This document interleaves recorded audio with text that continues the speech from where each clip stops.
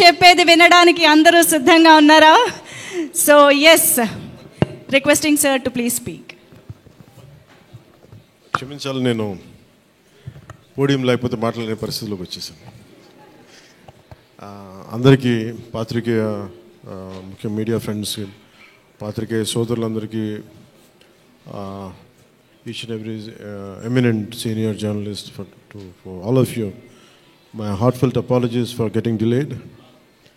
క్షమించాలి, కొంచెం గంటన్నర 2 గంటలు ఆలస్యం అయింది. ఈరోజు 24 క్యాబినెట్ మీటింగ్ ఉండటం వల్ల అది కొంచెం తర్వాత ఫాలో అప్ రివ్యూస్ ఉండడం లేట్ అయింది. మనస్ఫూర్తిగా క్షమించమని అడుగుతా ఉన్నాను నా ఆలస్యానికి. నా జీవితంలో మొట్టమొదటిసారి ఇలా ఏ మీటింగ్ అంటుందండి? Thanks meeting, success meet. Okay,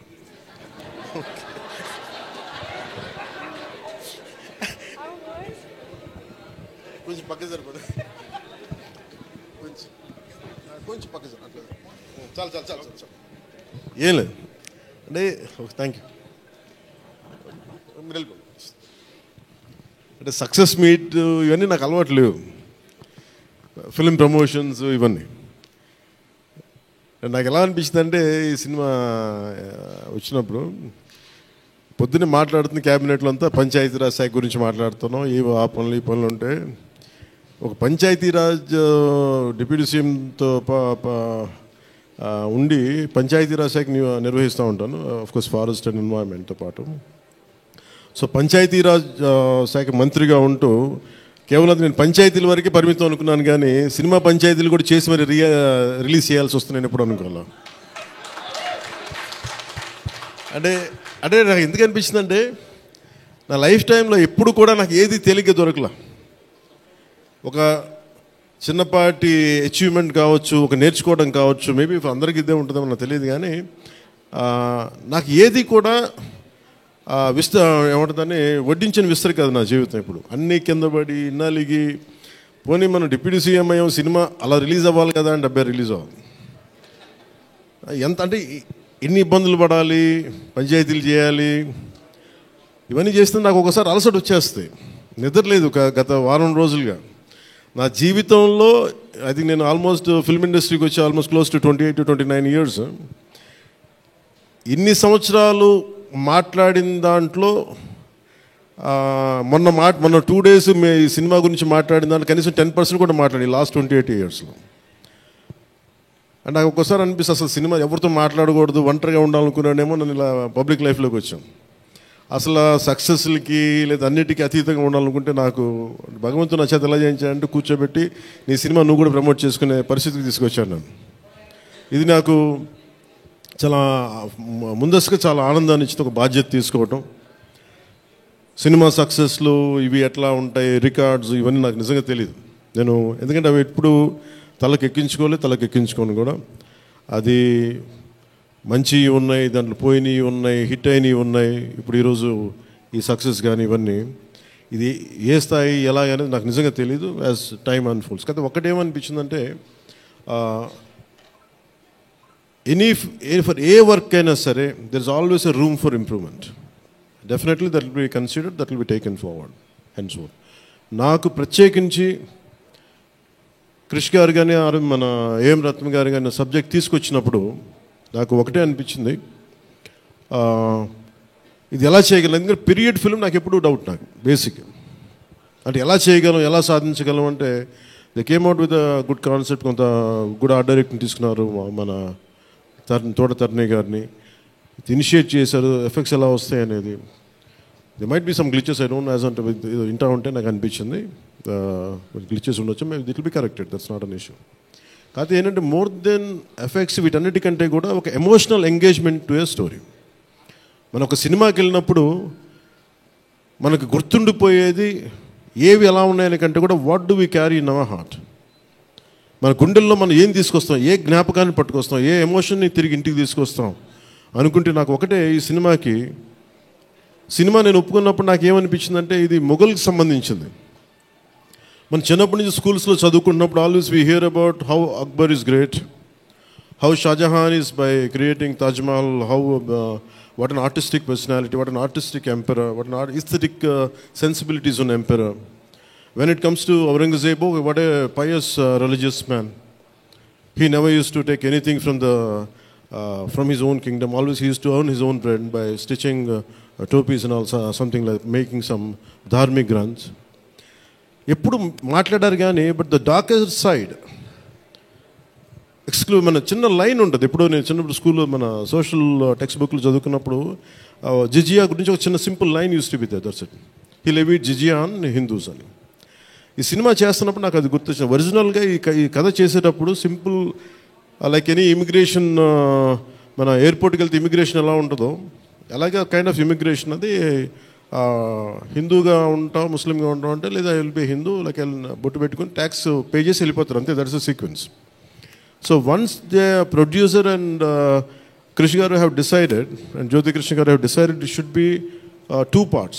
అంటే లెంత్ 4.5 hours వచ్చేసింది కాబట్టి మనం ఫస్ట్ మన దీన్ని 2-2.5 గంటలకు చేయాలనుకున్నప్పుడు అప్పుడు ఇంటర్వెల్ పాయింట్ ఎక్కడ పెట్టాలంటే ఇది ఏమంటుందండి, చౌకీటానా.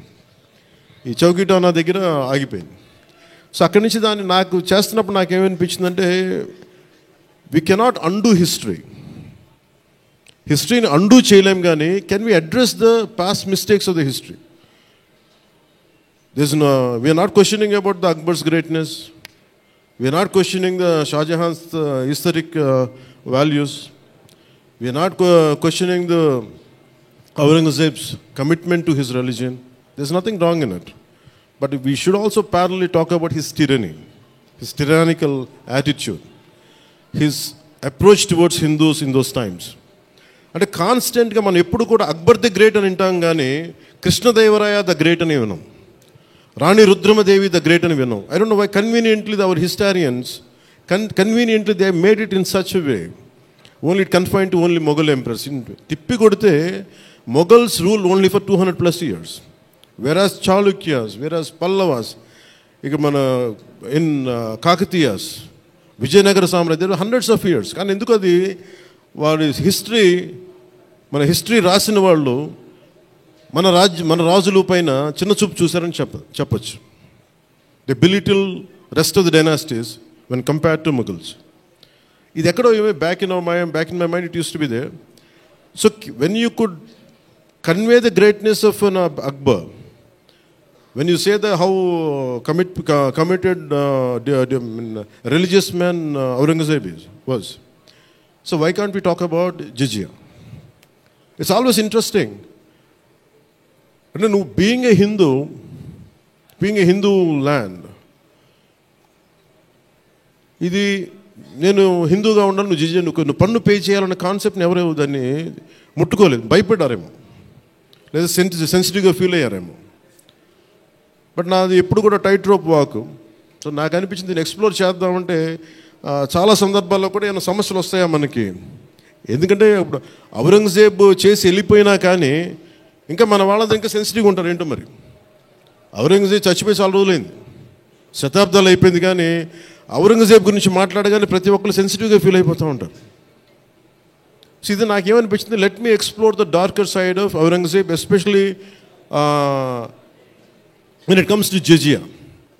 రాజ్యాలను కొలగొట్టింది ఉంది, రాజులను చంపింది ఉంది, కానీ బట్ ఒక సగటు మనిషి, ఒక common man in the Mughal period during Aurangzeb he has to pay jizya. So why can't we explore this as మనకి స్క్రిప్ట్లో స్కోప్ ఉంది కదా, దట్స్ హౌ వి ఎక్స్పాండ్. ఆ ఎక్స్పాండ్ చేస్తున్నప్పుడు నాకేమనిపించిందంటే ఎప్పుడు రెవల్యూషనరీస్ ఆ రెబిలియన్ ఎలా ఉంటుందంటే స్పాంటేనియస్గా ఉంటాయి, వెరీ స్పాంటేనియస్గా స్పార్క్ అవుతాయి. సో ఫర్ మీ నాకు ఈ ఆల్ దీస్ ఇయర్స్ నా పొలిటికల్ జర్నీ కూడా అంటే రెండు నాకు ఇన్ఫ్లుయెన్స్ చేసినాయి. 18 minutes ప్రీ క్లైమాక్స్ ఆ పార్ట్ అంతా. One is mainly my background in the martial arts and my technical understanding of cinema, technical aspects of cinema. The third is my experience in handling the emotions of people and fighting against the tyranny in Andhra Pradesh. So maybe all this rolled into one. That's why the climax had been appreciated quite well. Andaru nachi okati repeated అది నాకు చెప్తున్నప్పుడు నాకు నిజంగా ఎందుకు చాలా ఆనందం కలిగింది. ఎందుకంటే ఒకసారి ఇది ఔరంగజేబ్ చేసిన దాన్ని హిస్టరీలో ఎంతసేపు వైట్ వాష్ చేశారు. మొఘల్స్ చేసిన దారుణాలందరినీ, ఔరంగజేబ్ చేసిన దారుణాలందరినీ అసలు మనకు తెలియదు. సమ్టైమ్స్ వాళ్ళ గ్లోరీతో పాటు వాళ్ళ చెత్త కూడా చెప్పాల్సిన అవసరం, వాళ్ళ దుర్మార్గం కూడా చెప్పాల్సిన అవసరం ఉంది. That's what the climax had revealed, the climax had work towards it. అది ఆ సిచ్యువేషన్ వచ్చింది కాబట్టి దానికి కంప్లీట్గా చేయగలిగాం. అదొకటి. మెయిన్ నాకు ఈ సినిమా ఇన్ని ప్రాసెస్లో నేను ఎప్పుడు సినిమా గురించి పోస్ట్, నేను ఎప్పుడు టెక్నికల్గా నేను యాక్చువల్గా I'm quite reluctant hero, keep on saying this word. I'm least connected to, I like stories, I like to watch cinema, I'm avid film watcher. బాగా చదువుతాను, నవల్స్ చదువుతాను, కానీ ఎప్పుడు నేను హీరోగా ఎప్పుడు ఊహించుకోలేదు. బట్ కాలం, డెస్టినీ నన్ను ఇలా తీసుకొచ్చింది, పాలిటిక్స్ తీసుకొచ్చింది. But my constant commitment is only one thing, no matter what you do, మీరు ఏమి చేసినా I want a part of myself should be able to help the cultural integration of our country, the cultural integration of Bharat. I'm deeply committed to that part. అలా అని చెప్పి it is not about Hindus, it is not about Muslims, it's not about that. మీరు చూస్తే climax అంతా it is good versus bad, good versus evil. ఒక tyrannical king మీద తిరగబడిందే ఉంటుంది. అంతేగాని it is not about stroking the tensions, it's not about stroking the fear. ఆ aspect, ఆ యాంగిల్లోకి తీసుకెళ్ళదలుచుకోవాలి. మీరు చూస్తే ఈ సినిమాలో హీరో పక్కన especially one particular character I had conceived during for the climax was when we're redoing the re-examining the screenplay. One is I wanted someone from ఆయన పేరేంటి, జయసుధ్ గారి